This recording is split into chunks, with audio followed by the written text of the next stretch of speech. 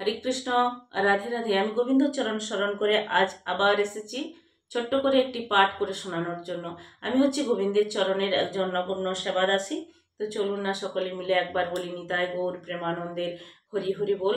তো আজকের যে পাঠ আমি করে শোনাবো সেটি মন দিয়ে শুনুন, আশা করি নিশ্চয়ই ভালো লাগবে।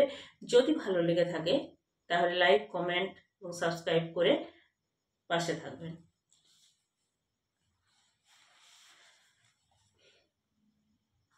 পরমেশ্বর ভগবান এক হলেও তার প্রকাশ কিন্তু অনেক, তাই তিনি সব কিছুরই পরমাত্মা। কেউ যখন কোনো কিছু দেখে তখন তাকে অবশ্যই বুঝতে হবে যে তার দেখাটি গৌণ এবং ভগবানের দেখাটি হচ্ছে মুখ্য। ভগবান যদি প্রথমে না দেখেন তাহলে কারোর পক্ষে কোনো কিছু দেখা সম্ভব নয়। এটি বেদ এবং উপনিষদের উপদেশ।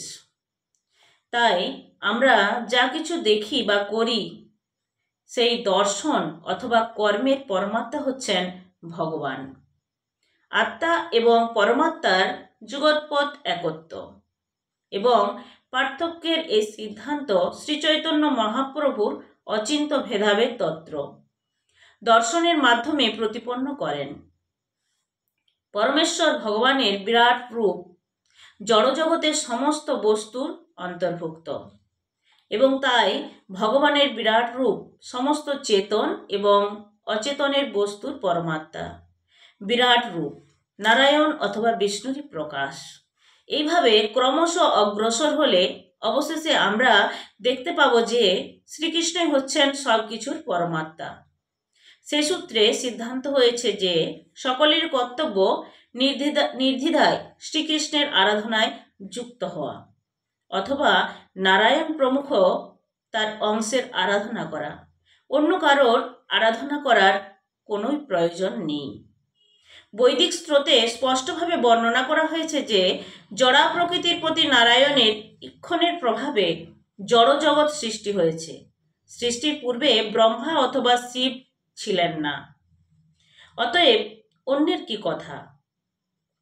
নারায়ণ জড় সৃষ্টির অতীত এবং অন্য সকলেই জড় সৃষ্টির অন্তর্ভুক্ত। তাই জড় সৃষ্টি যুগৎপৎ নারায়ণের সঙ্গে এক এবং অভিন্ন। এই মতামত শ্রীচৈতন্য মহাপ্রভুর অচিন্ত ভেদাভেদ তত্ত্ব সমর্থন করে। নারায়ণের দৃষ্টিশক্তি সম্ভূত বলে এই জড় সৃষ্টি তার থেকে অভিন্ন।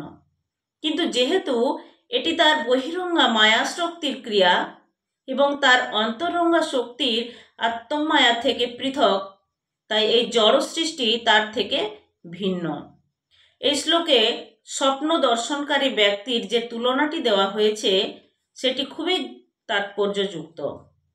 মানুষ স্বপ্নে বহু কিছু সৃষ্টি করে এবং সেই স্বপ্নে যে নিজেও জড়িয়ে পড়ে এবং স্বপ্নের পরিণামের দ্বারা প্রভাবিত হয়, এই জড় সৃষ্টিও ঠিক একটি স্বপ্নের মতো ভগবানের সৃষ্টি। তবে পরমাত্মা হওয়ার ফলে তিনি কখনো এই স্বপ্নবৎ সৃষ্টির বন্ধনে জড়িত হয়ে পড়েন না অথবা তার দ্বারা প্রভাবিত হন না। তিনি সর্বদাই চিন্ময় স্তরে অধিষ্ঠিত, কিন্তু প্রকৃতপক্ষে তিনি সব কিছু এবং কোনো কিছুই তার পক্ষে পৃথক নয়।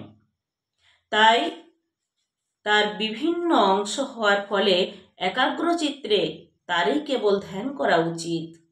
তা না হলে জড় সৃষ্টির শক্তির দ্বারা একে একে অবশ্যই পরাভূত হতে হবে। হরে কৃষ্ণ, রাধে রাধে।